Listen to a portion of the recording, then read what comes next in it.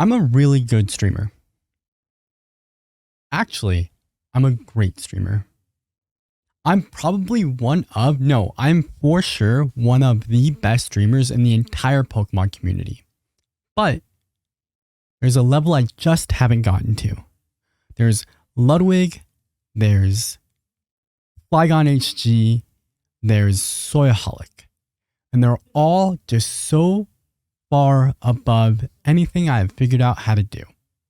So today, Ludwig is going to teach us how to be a better streamer and how to get to their level. Like this tweet if you want to become a big streamer. And I tweeted this for two reasons. I wanted Twitter likes. And also, I was genuinely curious how many people want the job of a streamer. I remember Mr. Beast tweeted something similar maybe a few months ago about being a YouTuber, and it had hundreds of thousands of likes. Like, I prefer Max. I thought it would Also, be helpful if people cannot say my Twitch name, which is so stupid because it's my real name with an extra M. I'm not the end-all authority on this. I really don't believe that I am. But I think that I've never really seen a big streamer talk about it, either because they don't want to, or most likely because they're just lazy and can play video games and get more viewers anyway than making a 20-slide PowerPoint presentation that probably took them a few hours, and they misspelled a lot, and don't make fun of them for doing that. So that's what I did. Wasn't he like an English major too? I'm not at a place where I'm comfortable with my chat moving like that.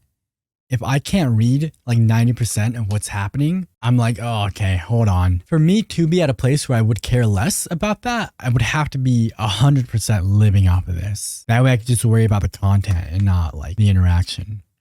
The interaction is not for the content, and it's not for you. It's what I enjoy and why I stream. A lot of people want this job, and this is the start. Why listen to me? That's a fair question. Well, I'll tell you why. Theater kids are bullyable. Now, hey, I'm not the biggest. I'm not the brightest. I'm not the first, and I won't be the last. But I'm just a guy telling you what I've learned in my 2.5 years, almost 3, of being a streamer. Subscribe. Hey, it only takes a few seconds. Do you want to be a streamer?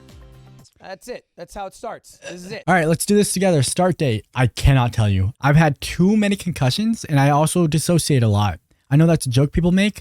It's not a joke for me. I've had months in my life pretty recently that I don't remember. Sucks, but what are you gonna do? So I have no idea when I started. I have like an idea. I don't know like the exact month or date. 1 year goals. I don't think it should be a follower number. You should become a better streamer.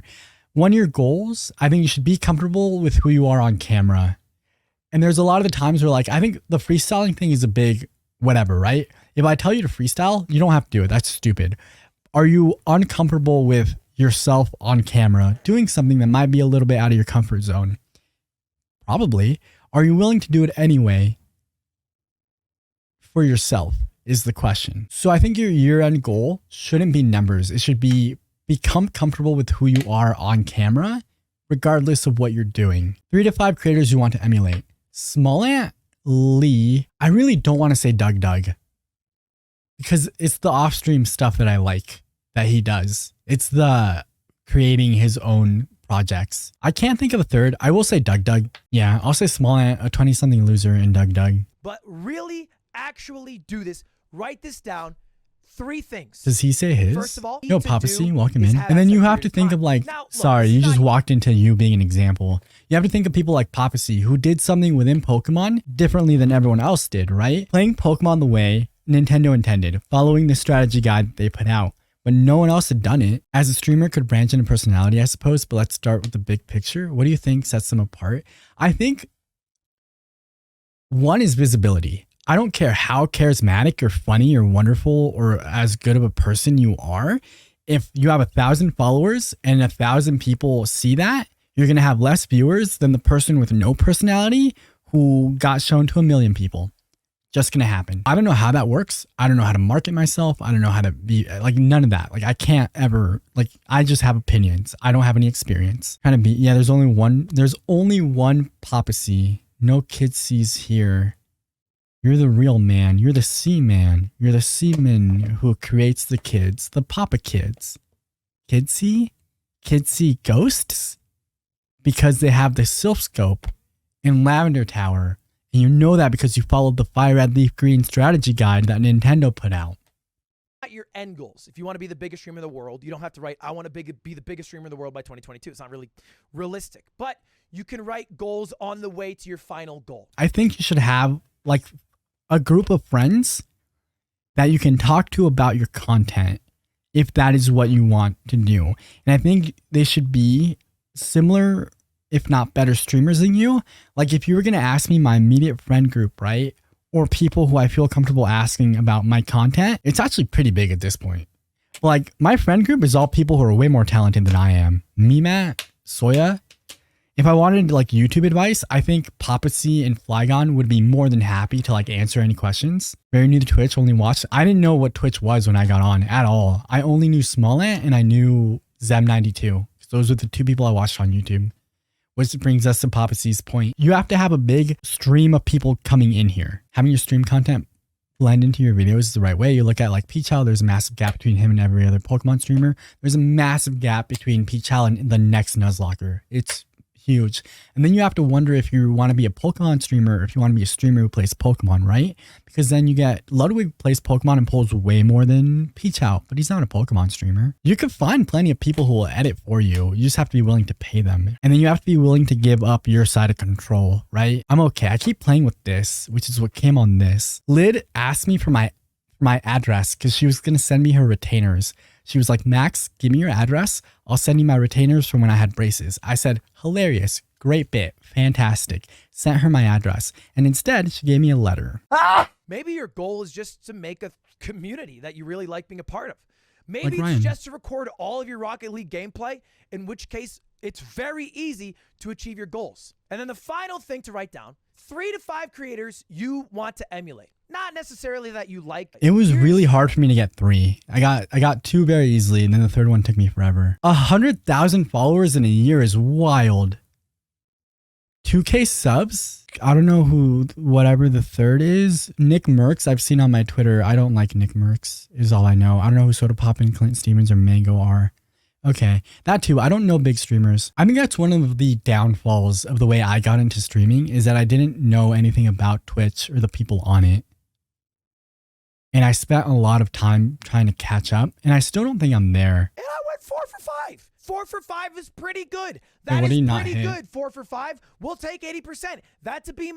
That's a 3.0. Almost 2.667. Still pretty close. Still pretty close. You probably didn't hit 100K? I was able to set goals and then hit them. I hit that seems like the hardest one.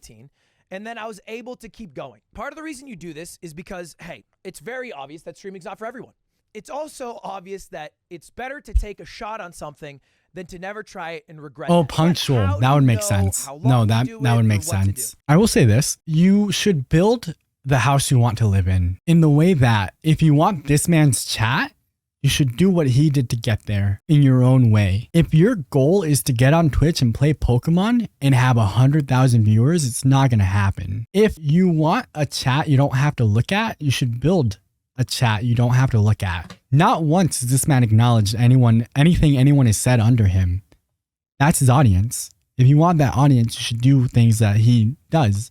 That's not mine. That's not what I've ever wanted. I freak out a little bit when I miss chat messages, and it's happened naturally in here. I've had days where I've, without a raid, had 120 people in here, and I have to go, guys, chill, stop it. What am I looking at? Granted, I'm getting better about it now. I'm at the point where I'm transitioning and like I am forcing myself to be comfortable, not always seeing everything everyone says. If you do the work now to set goals. Mainly, I don't want to cut myself off anymore. Because like I'll be talking, I'll see a message, respond to it, go back to what I was saying. I have to be better about finishing what I say and then I can backtrack. Soya does a good job of it. To set a time frame to understand it rather than just kind of 9 to 5 grind. I just go live. I'm just doing my thing. I've been doing this since 2018. That's all shit. Be safe. All right. At least set yourself some sort of time frame so you have some sort of growth and progression that you can accurately and objectively look back on. Are these all white men is what I'm about to learn. CDN the third. Mango? I've been rated into him by Smallant, I think. If you sub to him unsub and then resub 3 months later, this is true, Mango will remember and he'll call it out. He'll be like, oh, Pirate Oliver, hey, you're a resub, aren't you? You used to sub like 3 months ago. And so his ability to remember made people, and he has this superpower. I truly. That is something I'm very good at. Not necessarily like calling people out on their subs, but if you tell me anything about yourself, unless it's your name, I will forget names. I will generally remember. I won't always remember specific details like names or like dates, but I'll remember everything around that. I believe to make people feel so included, which sometimes involves making people feel very excluded so that everyone else I like making people included, feel bad. I think it's funny. Yeah. Start date, I couldn't tell you. 1 year goals, it was to become comfortable in who I am on camera, not worry about my chat, not worry about feeling like I have to do something, feeling good sitting here with myself. Then 3 to 5, I came up with Small Ant and then a 20-something loser. She's super cool. If you're not following Lee, you should. She's incredible. And I said Doug right because of how he makes his own challenges. I just could not think of a third. I don't know Doug very well. The absolute only lesson to take away from today Probably if you want to make it big on Twitch. Quit. Now, okay. Yes. You're never, yes. Like it's such a rare thing. Second, I don't remember his name. I saw him at TwitchCon. He does a lot of like reviews of tech stuff. Alpha Gaming? That can't be right. It's something like that. I can't remember. I saw him at TwitchCon. And one of the things that he said was the best thing for him in terms of streaming was to stop streaming every day. He does a lot of like tech reviews, and then I guess he plays games on stream, but he doesn't make videos of him playing games. Like his entire YouTube content is like what you should do if you want to be a streamer, the cameras you should use, what does this sound like, stuff like that.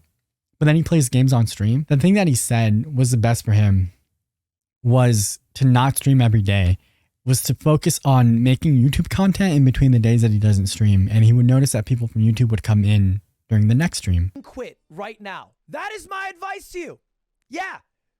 If you didn't even take. Also like this, I don't like this. I could never watch somebody like Ludwig. Ludwig's great. It's just a personal thing. I can't watch this because I don't like being yelled at.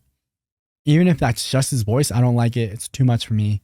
I'm an adult. Get away from me. The 1 to 2 minutes to write something down from a man who is a top 100 streamer who knows a thing or two,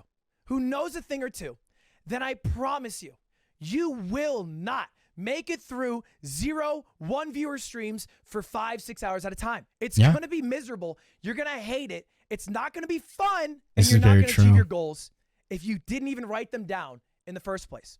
And this is not trying to be me. I think if streaming isn't fun for you and you're already doing good on YouTube, you shouldn't feel like you have to stream. I like streaming. I wouldn't do it if I didn't, I think. Chat, I want you to guess right now. Tell me the number of people who streamed last month. 50,000. Sure. 200,000? 650,000. Wow. It is 6.9 million. 6.9 million unique streamers every That's month. insane. Streaming, that's and look, I know a that some of these wild streams number. There are 45,400 partners. Yeah. Those are people who I would say have made it. And even then, is loose. The 25 hours a month on YouTube is a weird number to me. What do you do if you're not editing? I guess we're going to find out. The last column is business, and it's 2020. Spend about 25 hours a month on YouTube. That's one, making thumbnails and titles, but mostly actually just looking at what works and trying to... no, that makes sense. So again, when I got on Twitch, the only people I knew were Small Ant and Zem. So a lot of what I have heard from bigger streamers comes from them. And one of the things that Small Ant said was when he was starting, he was working at a sawmill and he only worked weekends. And so what he would do is he would sit there on his phone just looking at thumbnails and titles and being like, okay, this works. Why does this work? Whatever. Working on thumbnails and titles for 5 hours a week, I guess 6, seems reasonable. The streaming is a weird number to think about, right? Because that's 171.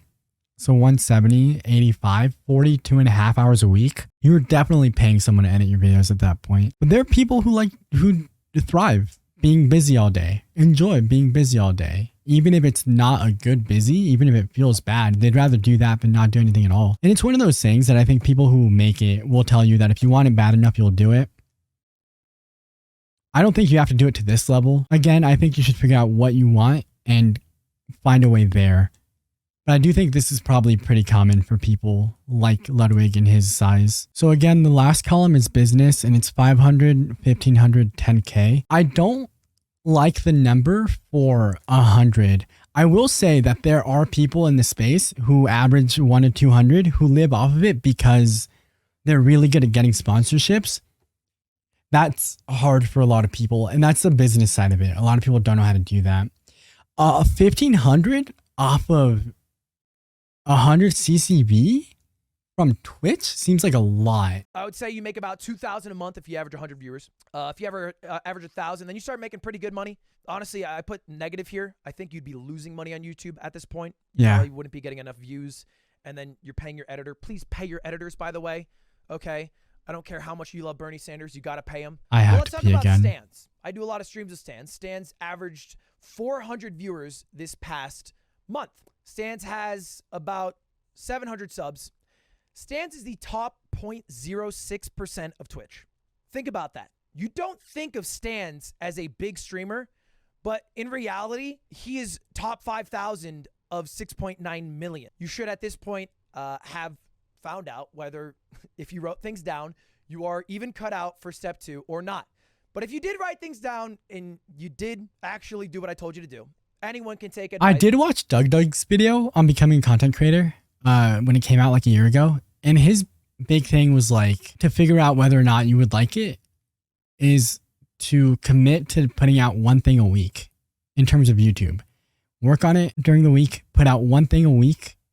And after doing it 52 times, you'll figure out one, if you enjoy it, and you'll see growth. How do you do it? How do you I stream? peed good. Well, streams are recordings. That's what it is. Yes. The first thing when people are like, I want to be a big streamer, you have to understand that you're not going to grow an audience on Twitch. Twitch is a swimming pool. You're essentially shoving each other into each other's streams. That's what you're doing. And there are plenty of people I met on Twitch who I do watch out of enjoyment. But that's not how you grow an audience. I'm not your audience. I'm not your audience. I'm not your audience. I'm not your audience. I don't really enjoy content anymore. I'm old. I'm tired. I want to make my work and then maybe watch something on Netflix. I'm not there yet. I spent all my time working. I'll throw someone up on the side. So whoever's on, right? But I'm not interactive. I'm probably not funny in your chat. I don't add anything to your stream. I'm not your audience. Other Twitch streamers are not your audience. You should find your audience on YouTube. YouTube videos have built-in growth mechanics. All right. The algorithm. A YouTube video can pop off. A stream can't really pop off. That's a good point. Like, let's be also, real. like, think about how easily he could have just made this a video, right? Instead of streaming it. One of my personal problems is that I don't feel good about making, I don't want to say generic content, but easier content to finish on Twitch when I could do a daily hardcore nuzlocke of something, complete a video and have it out and do 3 whole videos bag to finish a week. And I think it would be really helpful in terms of growth, but I know that I would not enjoy it. And that is more important to me right now, is to enjoy, because I don't do that in my outside life. There are not very many things that I have found, and I'm trying, that I enjoy. I enjoy running the Pokemon challenges that I do. And so unless I had something else, like when the camera's off, dude, I just kind of get real sad and I sit here. So to avoid that, I have to enjoy what I do on stream. And I would not enjoy that if I was just like churning out content like that. The idea, the concept, what they're doing in the stream. All right. So explained it. If you're going to be watching what's happening. 2. So right now I just finished a very rough cut, which is what I took the 30 hours of footage I had for One Optional Equals Reset from June of 2022. I cut out all the parts of it I know I don't want. We're down to 40 minutes. That'll be down to like 20, 25. It's not that great. I've gotten much better as a streamer since then. And the content itself was really fun on stream. I don't think it works well in a video because real time, it's cool. I don't think that video is very good so far. There are times when I'm like, this is probably better than I think. That isn't one of them because it's a lot of like there's times where like we're just talking about something random, like there's no context, and then I run into an optional, and on stream, fantastic. That's what we're all waiting for. Like it makes sense, but then in the video, it doesn't really translate. There are a couple of videos back then that I think are probably really fine. That'll transition well. Like the one crit run, I think will transition well, which I think is either after that or the one after that. But there's a few that I look back on and I go, oh, I should have streamed this in a way that made making the video easier. For example, we just did unbanned form speedruns. Okay, introduce the idea. We're doing unbanned forms, but we're speedrunning it. Okay, that's the concept. What are the stakes? Well, the stakes are we want a good time. We want to try to get world record. This costs no money, but those are the stakes, trying to get a good, all right? And the meat and potatoes are me just doing the runs. Introduction says everything that's going to happen. Conclusion is when I finally got the world record. Very easy, very straightforward. You don't necessarily need money, but you can create streams in segments that have all three of these aspects. And when you stream for YouTube, the beautiful thing about it is your stream is better, but also you get a YouTube video that is very easy to edit. You can just edit down because everything's built in, and you get to trim out all the fat until you have just this beautiful lean YouTube video that is the 20 minutes, 15 minutes, whatever it is of gold of the 30-minute-hour recording. So it's just a win-win-win. There's no getting half an hour out of an hour recording is nuts. Have I done it? Your stream's probably not going to get found. You're probably not better than the good gamers at games. Probably not funnier than the funniest people at being funny. And even if you are, you have to be not as funny as Moon Moon. You have to be funnier than Moon Moon to get found because people already know who Moon Moon is. Just promise me you will not do the grinding, hustling, 9 to 5, putting in my 8 hours. Because that is all bullshit and a waste of your fucking time. You are literally doing nothing. I do think that like if you want your streams to be longer and you want to give yourself that practice, sure. Yeah, do a bunch of long streams. But if you're putting in 7, 8, 9, 12-hour streams because you want to grow, you're not going to get anywhere. Like I've had 12-hour streams where I don't get a single follower. Like, none of that really matters. I turn the floor in Mario Odyssey to lava. Pokemon Ruby, but all opponents have Wonder Guard. A Breath of the Wild YouTuber thought he was better than me. Can you beat Evan Tide Island without touching the ground? If you form a concept, a stream around just a title, you write your clickbait for you. You write your title for you. I try to do this. The issue is I'm bad at titling things. And you want to fall into like the trap of like whatever luck, right? Which is why I don't do it. Or a hardcore Nuzlocke butt. And we're going to talk about this because it's the video that I'm working on right now. It's a hardcore Nuzlocke of Pokemon Sapphire, but if we run into an optional trainer, it counts as a full wipe. That's so long. I don't know how to title that. The lock thing is easy. You just say what you're doing. Like Pokemon Ruby, but every opponent has a Wonder Guard. Even if you do that as a hardcore Nuzlocke. When are you going to call that a Wonder Lock? That exists. I don't even know what that is. I know it exists. I don't know what it is. I don't care what it is. That too. People are like, or they'll like call it like if I go Max Lock, there's going to be 3 people that ask and there's going to be 30 that don't care. So where I'm at is like, again, we have the hardcore Nuzlocke of Sapphire, where if you run into an optional trainer, it's a full wipe. How do I title that? I think I have a thumbnail for it. But how do I title that? And normally I'm really good at just like throwing things out there. When optional trainers reset the run, I don't think that's a good enough title. Anti-social lock. Pokemon, but if a stranger talks to me, I will literally die, is where that points me towards. Why? Why not the optional trainers reset the run? I think it's too, not vague, but you would have to have an understanding of Pokemon. And I don't think enough people would look at the word optional trainer and immediately care about it. Again, I don't know. I do not know. This is like, you have to take what I say and be like, what does he know? Reset the run. There's also like a little bit of a character limit on YouTube thumbnails. So like you're going to get cut off. I don't know where that is. I have no idea. Pokemon, but if I try to get over my crippling social anxiety I did in real life, I do think it's a little too generic. That doesn't mean it's bad. I think generic can be really good. But I think in this situation, personally, I don't like the when whatever happens. That's probably just a personal thing. I don't like the idea of something maybe happening. I want to know that something's going to happen. If you said when optional trainers reset the run and I have to use those words, I would literally just cut off when. But again, like I have no idea. I don't know. You should experiment. You should do what you think is best. Like you can watch Ludwig, you can watch Smallnet, you can watch me. The only person that's going to tell you what you should do and the only person you should listen to at the end of everything is yourself. And I think if I fail being myself, I'll be okay. The 3 ways to grow. Okay. 3 ways to grow. We've talked a bit about, So I don't do a lot of collabs, and that's very purposeful. I've said no to a lot of things, and I've said no to a lot of things. It takes a lot for me to work with someone, and it's not always them. It's more me. The issue with me is that I don't trust people, and I don't trust someone to.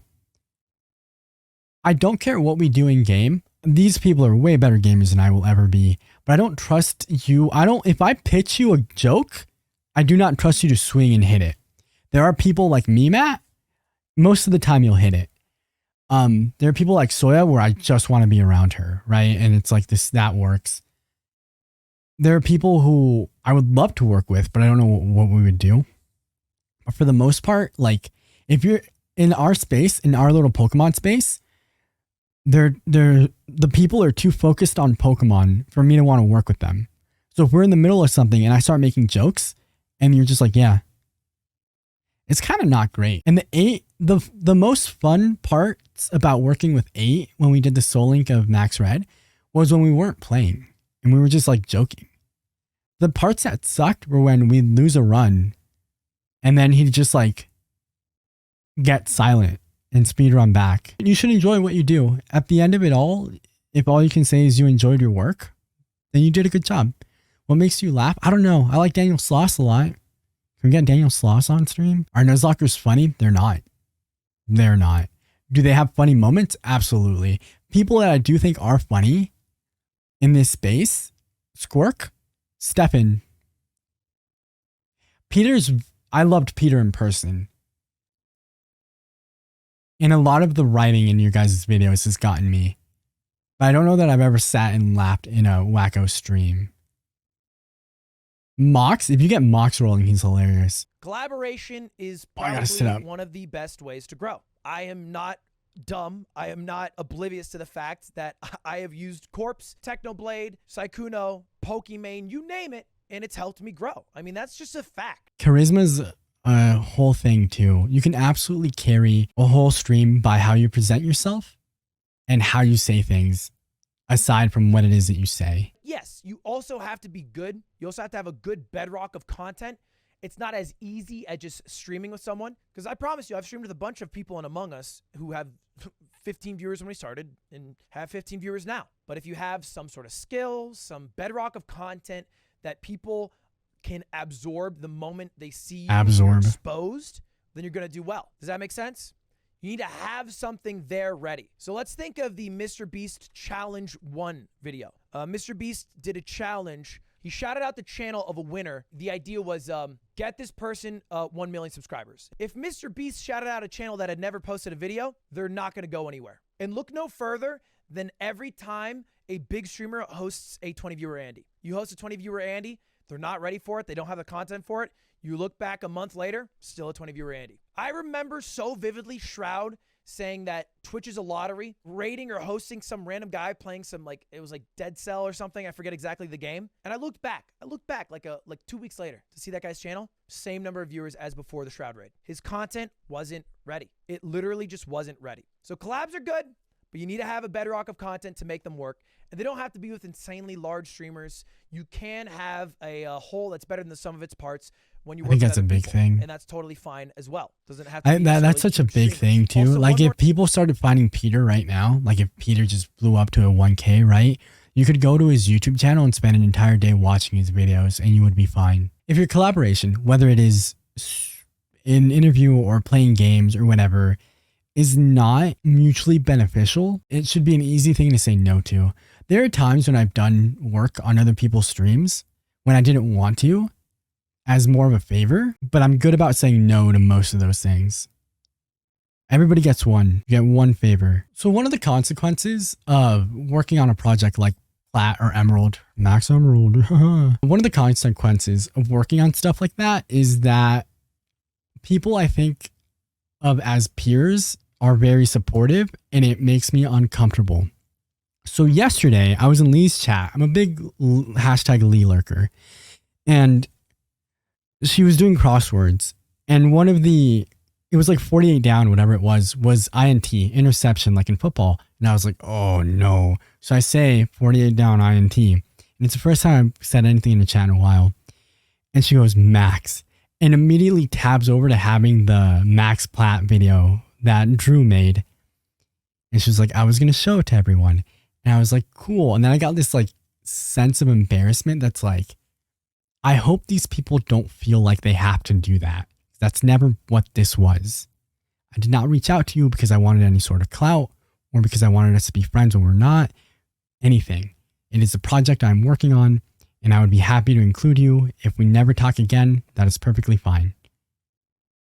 And it's great that people are so nice and willing to do these things, but I really, really, really hope they don't feel like they have to. I was a part of the Super Smash Bros. Melee community in a very genuine way. It's my favorite game of all time. I made a lot of friends from it, and I made content for it. And it is a lot easier, I promise you, to get noticed in a community that small when I post on their subreddit a YouTube video I made and get traction that way than to just post on...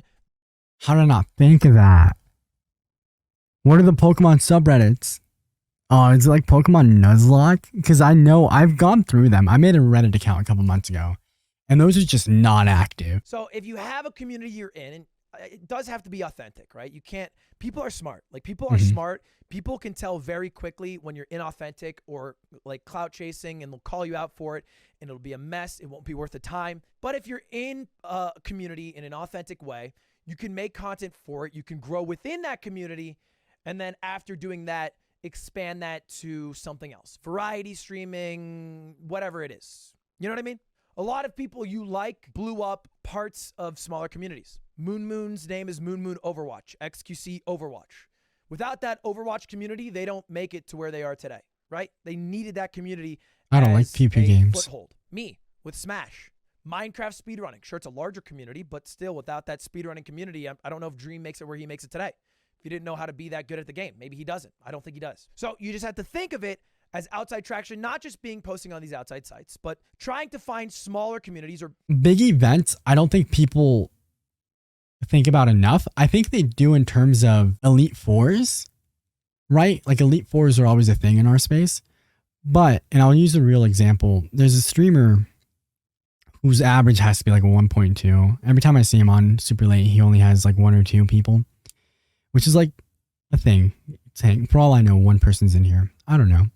I don't want to know. I'll never know. But he did a thing where he gave away 100 shiny Pokemon, and he's been talking about it for months. On Twitter, I'm sure on his other social media platforms. And he had, I think, like 12 viewers when I checked in yesterday. So it's like a thing. Like if you have an event, people will probably come if you market it enough. There's a space for, yeah. Sometimes people just want to be included. Sometimes people just want to go to a party. I don't know. I'm just talking at this point. Like that, I definitely don't know about. There's not, aside from like the yearly release, there's not anything big that I do. And finally, the last way to grow are big events.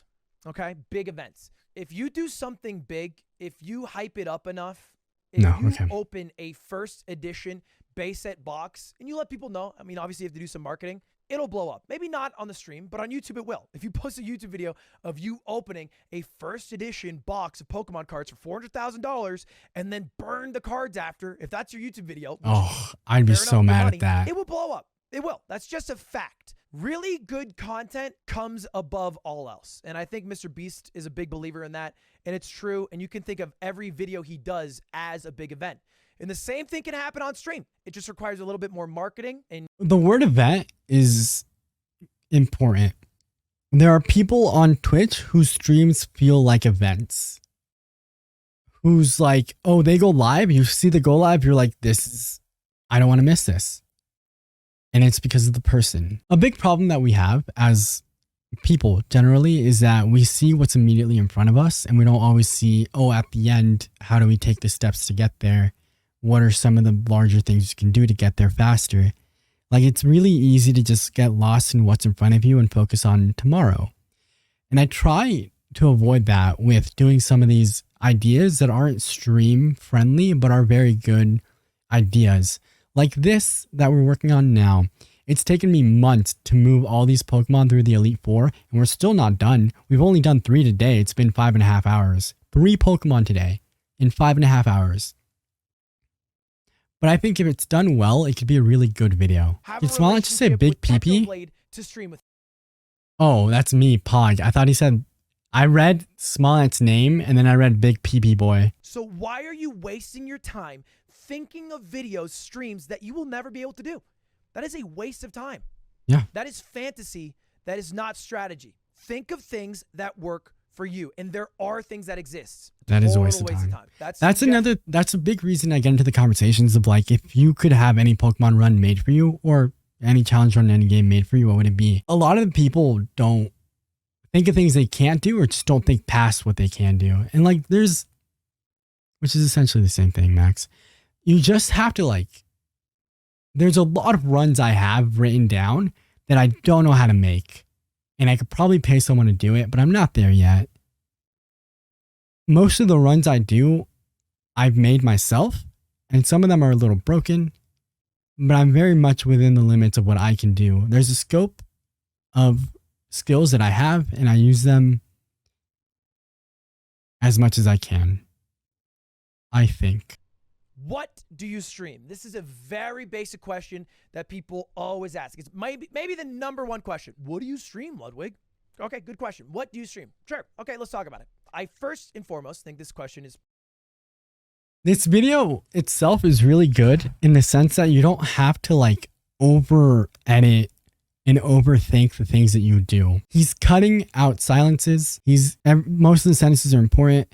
There's no background music, which I like a lot. It's just his voice. I think that's the only sound source, aside from the swooshing and stuff that goes into the editing. This is the number one thing you need to stream to make it big. The yoink and twist, baby. What everybody else Cappy loves to do that. That's right. Yes. Yes, you do not have to rewrite the entire playbook. We do not need a New Testament. We're good. Jesus got it down the first time. Yoink and twist. Look, I'm not saying to carbon copy because people notice, people will make fun of you. You can't just do it one-to-one because honestly, you won't do it as good most of the time anyway. You can yoink and twist.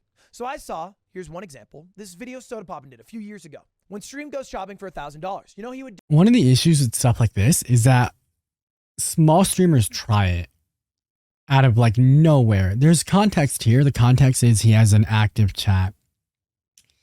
And so some smaller streamers will try it and it'll just be their one regular or their one mod voting. And they'll be like, oh, why didn't that work? You still have to get people into your stream before you do stuff like this.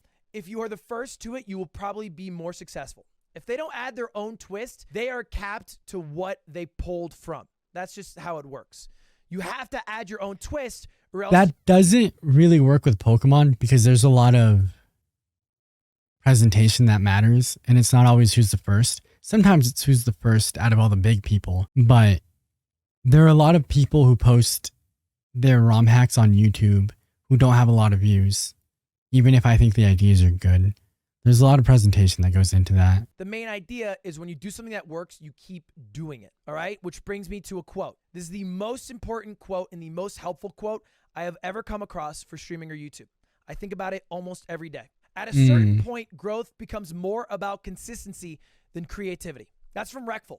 Now, I'm not trying to farm Sages, but this genuinely has been one of the most helpful things anyone's ever said, and it is so true. When you do something that works, okay, I see you doing it. You don't have to come up with new ideas. That's exhausting. It's tiring. It'll take too much time. It won't be worth the effort.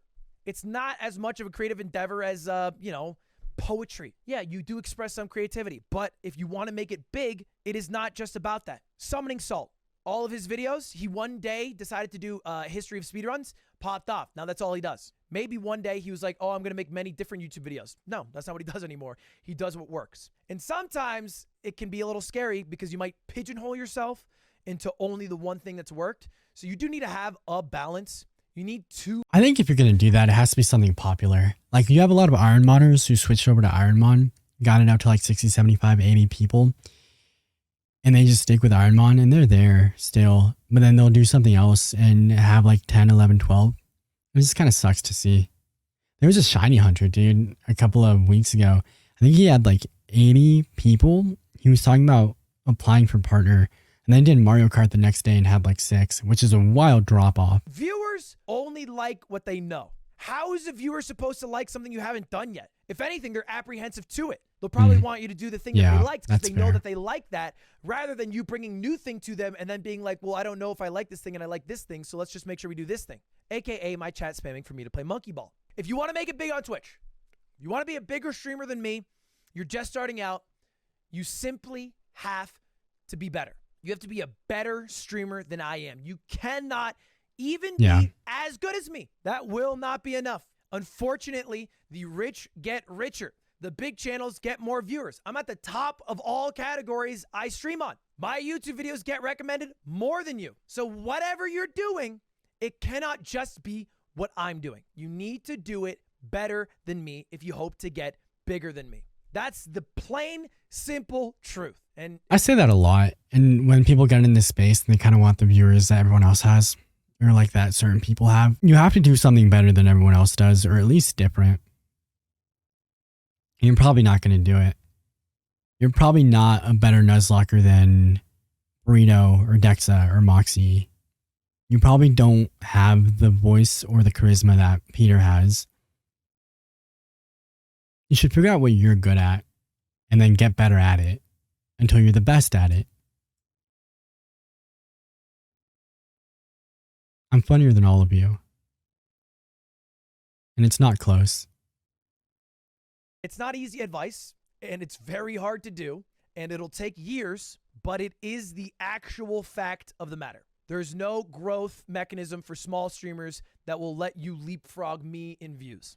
So you got to do it the good old-fashioned way by just simply being a better streamer. You think he actually made this presentation himself? You won't get past me because I feel like someone else made it for him. I have. So you'll need to pull knowledge from other places. I'm not the end-all informant on how to get big on Twitch. I'm just a guy who happened to pop off and has some things he learned along the way. There are other resources you can use. If you want the nitty-gritty details, I'm not the guy for it. It's things like, what mic do I use? When do I stream? What camera do I use? Do I use a camera? Well, just go to Alpha Gaming on YouTube. That's the one place we were talking about that earlier. I've read it as a small streamer. I've read it as a big streamer. I've watched it. Harris Heller knows his shit. He literally does. Harris, if you ever want to know the specifics of weird streaming stuff, that's your guy. I'm not the best guy for that. No big streamer is, because it's pretty basic info and probably the most given advice for people. And I think in part also the least valuable. It's important, don't get me wrong, your stream setup, but it's not like what defines you. For every nice stream setup, there is an example of someone with no mic using a Blue Yeti or worse. Technoblade uses a fucking Blue Yeti. You know Technoblade had one monitor until last month? So, yeah, at the end of the day, Blue Yeti. You know Technoblade had one monitor until last month? Yeah, just make it watchable. It should be watchable, listenable. So, yeah, at the end of the day, it doesn't super matter, but it is somewhat important. In Alpha Gaming, that's your guy. And that's it. That's all I got. It's a little interesting seeing like all the check marks here and the names that I'd recognize. Talking into Ludwig's chat like it's a void. Like imagine casually having Small Ant in your stream and just not responding to anything he says. Is all the tips I have. That's my entire spiel. So let's do this one more time. Then again, that's not his thing, right? He's not sitting there talking to his chat. How many of you want to be streamers? Knowing everything you do now, do you still want to do it? Knowing that 6.9 million people will be at it, and your chance of making it is about 0.66%. All right, well, seems like you guys have stuck to your guns a little bit. Maybe lost a few percent of you. But if you want to do it, what the The other last final words I have for you, just start. If you don't start, you'll never get there. So you gotta start. Hopefully you wrote down that start date. Get to it. The moment that day hits, do not stall. Good luck. That's advice for anything, whether it's streaming or laundry, dude. You're never gonna finish if you don't start. You just have to start.